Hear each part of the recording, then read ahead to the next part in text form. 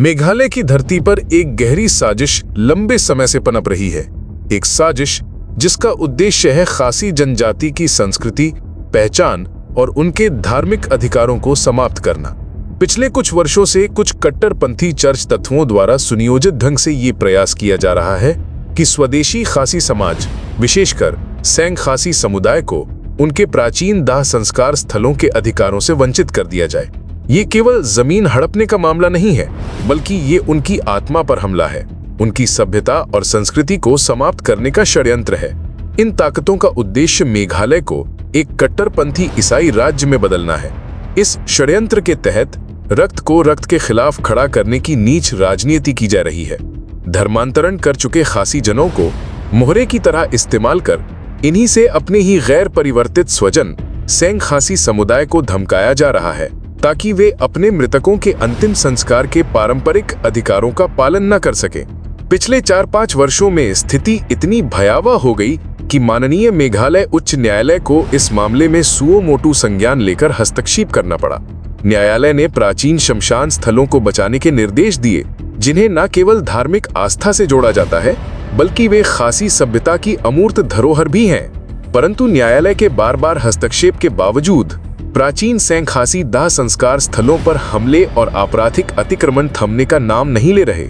ये हमले केवल जमीन कब्जाने तक सीमित नहीं है, ये समुदाय को भयभीत करने, उनका मनोबल तोड़ने और अंततः उन्हें धर्म परिवर्तन के लिए मजबूर करने की सुनियोजित रणनीति का हिस्सा है। 15 जून 2021 को ऐसी ही एक घटना ने पूरे सेंग खासी समाज को झंझोड़ दिया। लुम्बलांग कैथोलिक माव खान ने एक अत्यंत प्राचीन शमशान भूमि की सीमा रेखाओं को उखाड़कर अपनी पहचान के चिन्हों वाले नए स्तंभ खड़े कर दिए।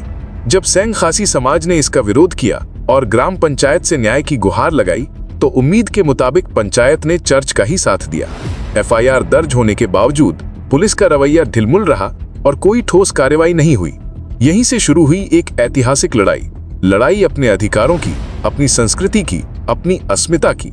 इस लड़ाई के नायक थे स्वदेशी जनजातीय अधिकारों के प्रहरी, वे कार्यकर्ता जिन्होंने किसी भी डर या धमकी के आगे घुटने नहीं टेके। उन्होंने न केवल आवाज उठाई, बल्कि एक संगठित रणनीति के तहत कदम उठाए। सबसे पहले उन्होंने स्थानीय संगठनों को मामले की पूरी जानकारी दी और प्रशासन की निष्क्रियता के खिलाफ कानूनी नोटिस जारी करवाए। जब हमलावरों ने उन्हें जान से मारने की धमकियां दी, तब भी उन्होंने अपनी शिकायतें वापस लेने से इनकार कर दिया। इन कार्यकर्ताओं का साहस यही नहीं थमा, उन्होंने मीडिया को शामिल किया, जिससे राष्ट्रीय स्तर पर पुलिस की लापरवाही उजागर हुई और प्रशासन पर कार्रवाई का दबाव बढ़ा। उन्होंने राज्यपाल, राष्ट्रीय अनुसूचित जनजाति आयोग और राष्ट्रीय मानवाधिकार आयोग तक याचिकाएं भेजी, ताकि ये मुद्दा स्थानीय स्तर से आगे बढ़कर संवैधानिक मंचों तक पहुंचे।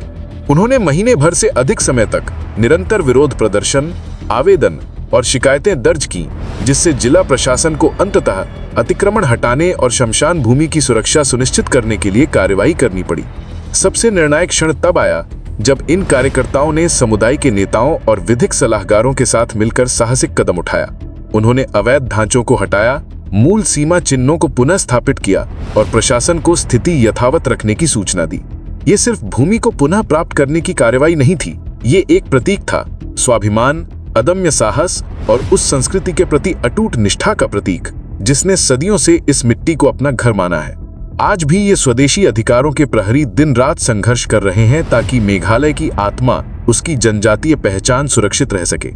उनकी ये लड़ाई केवल एक समुदाय की नहीं है, ये भारत की बहुलता और सांस्कृतिक विविधता की रक्षा की लड़ाई है।